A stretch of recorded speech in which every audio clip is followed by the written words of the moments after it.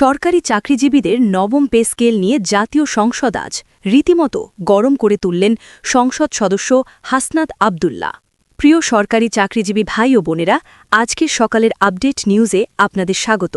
যারা আমাদের চ্যানেলে নতুন তারা এখনই চ্যানেলটি সাবস্ক্রাইব করুন, আর হ্যাঁ, অবশ্যই কমেন্ট করে জানাবেন আপনারা কে কোন জেলা থেকে আমাদের ভিডিওটি দেখছেন।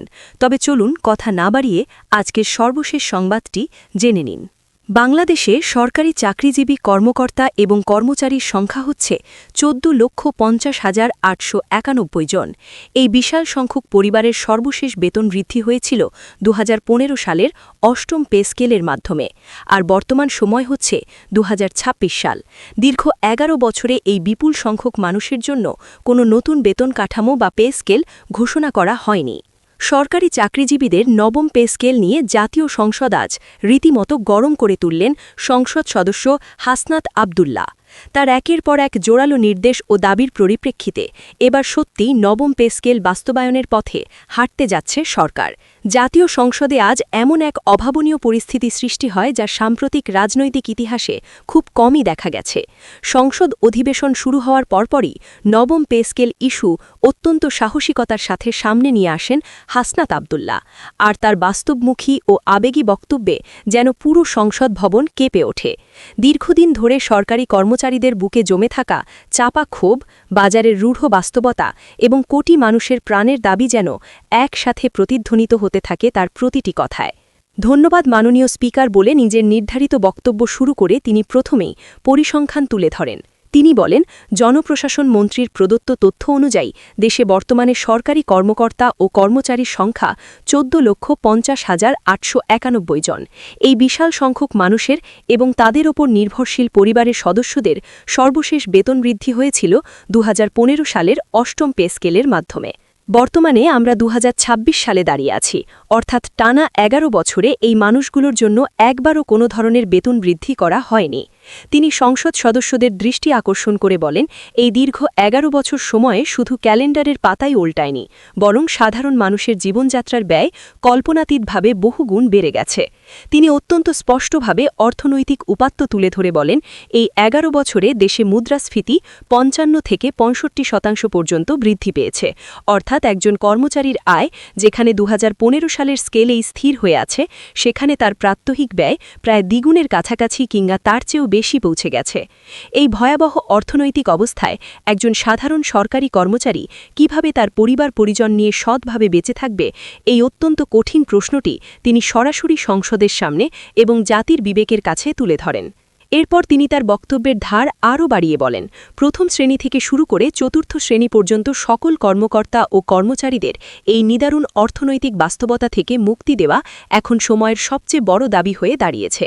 তিনি উল্লেখ করেন, যদিও বেতন বৃদ্ধির বিষয়টি সরাসরি জনপ্রশাসন মন্ত্রণালয়ের একক কোনো সিদ্ধান্ত নয়, তবুও অর্থ মন্ত্রণালয়ে বেতন বৃদ্ধির জন্য কোনো সুনির্দিষ্ট প্রস্তাব পাঠানো হবে কিনা এবং এই বিশাল সংখ্যক কর্মচারীর বিষয়ে সরকারের বর্তমান প্রকৃত নীতিমালা ঠিক কী তা পরিষ্কারভাবে আজ এই সংসদ থেকে জাতির সামনে তুলে ধরা উচিত।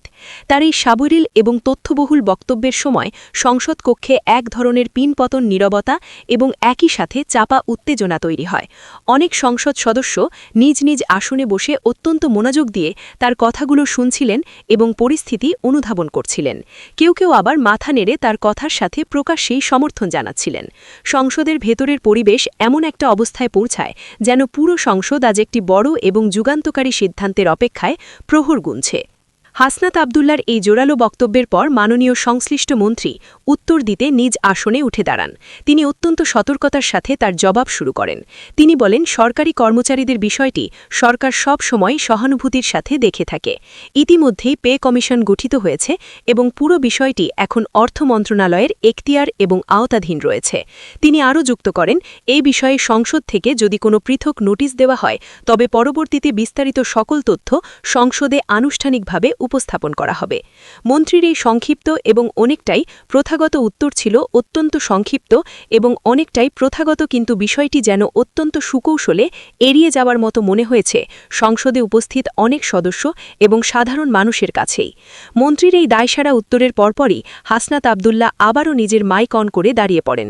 তার কণ্ঠে তখন আগের চেয়ে আরও অনেক বেশি কঠোরতা এবং জবাবদিহিতা আদায়ের দৃঢ়তা। তিনি পুনরায় স্পিকারের দৃষ্টি আকর্ষণ করে বলেন, দীর্ঘ ১১ বছর ধরে সীমাহীন কষ্ট সহ্য করে অপেক্ষা করার পর আর কোনো মিথ্যা বা ফাঁকা আশ্বাস দিয়ে এই অসহায় মানুষগুলোকে থামিয়ে রাখা যাবে না। তাদের পিঠ এখন দেয়ালে ঠেকে গেছে। এখন তাদের জন্য প্রয়োজন একটি অত্যন্ত স্পষ্ট রোডম্যাপ, একটি নির্দিষ্ট সময়সীমা এবং বাস্তবায়নের দৃশ্যমান অগ্রগতি। তার এই পাল্টা ও কড়া বক্তব্যের পর সংসদে শুরু হয় তীব্র এবং উত্তপ্ত আলোচনা। সরকারি ও বিরোধী দলের বিভিন্ন সদস্য নিজ নিজ অবস্থান থেকে এ বিষয়ে তাদের মতামত তুলে ধরতে থাকেন।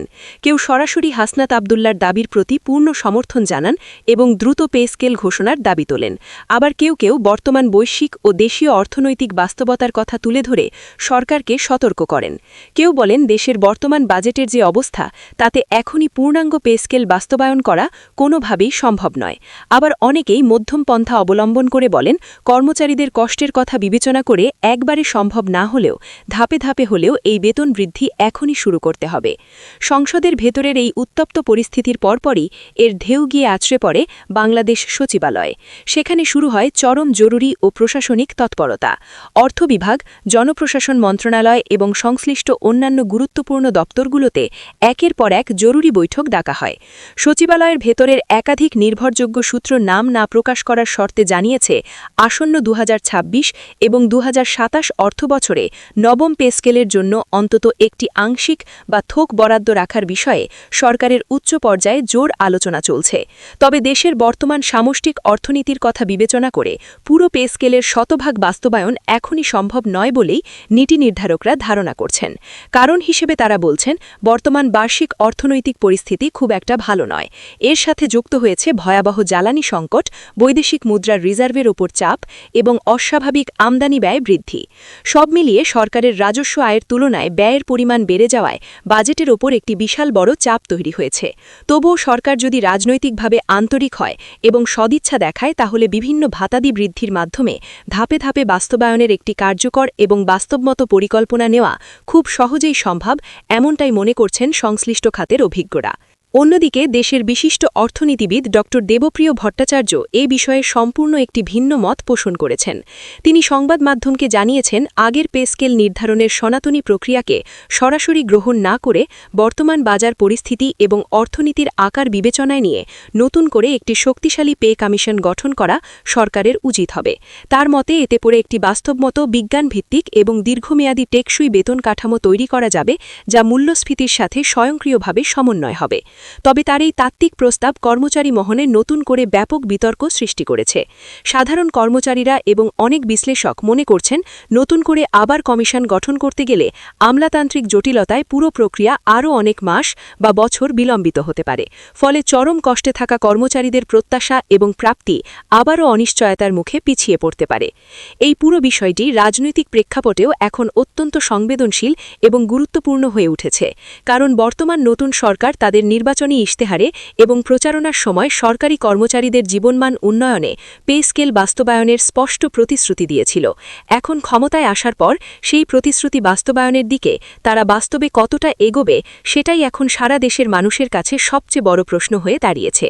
কারণ এই বিষয়টি এখন আর শুধু একটি সাধারণ অর্থনৈতিক সিদ্ধান্ত নয়, বরং এটি বর্তমান সরকারের সদিচ্ছা প্রমাণের একটি বড় রাজনৈতিক সিদ্ধান্ত।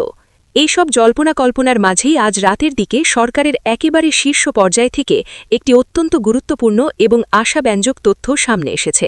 উচ্চ পর্যায়ের একটি নির্ভরযোগ্য সূত্র নিশ্চিত করেছে যে সরকার কর্মচারীদের অসন্তোষ এবং সংসদের চাপ বিবেচনায় নিয়ে ইতিমধ্যেই ধাপে ধাপে নবম পে স্কেল বাস্তবায়নের একটি প্রাথমিক রূপরেখা ও পরিকল্পনা নিয়ে পুরোদমে কাজ শুরু করেছে।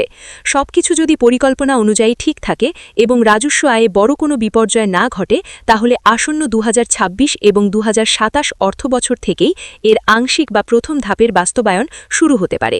যদিও সরকারের দায়িত্বশীল কোনো পর্যায় থেকে এখনও কোনো আনুষ্ঠানিক বা লিখিত ঘোষণা আসেনি, তবুও আজকের সংসদে হাসনাত আবদুল্লার ঐকান্তিক প্রচেষ্টা এবং আলোচনার পর পরিস্থিতি যে কর্মচারীদের অনুকূলে অনেকটাই বদলে গেছে সেটি প্রবলভাবে মনে করা হচ্ছে। সব মিলিয়ে বলা যায়, জাতীয় সংসদে আজকের এই দীর্ঘ ও উত্তপ্ত আলোচনা শুধু একটি সাধারণ দিনের গতানুগতিক ঘটনা নয়, বরং এটি দেশের জনপ্রশাসনে একটি বড় ধরনের ইতিবাচক পরিবর্তনের সূচনা হতে পারে।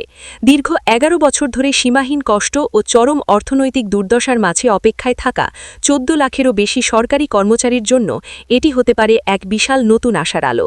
ভিডিওটি খুবই জরুরি, তাই দয়া করে সবার সাথে ভিডিওটি শেয়ার করতে ভুলবেন না। আর নতুন ভিডিও আপডেট পেতে এখনই চ্যানেলটি সাবস্ক্রাইব করুন।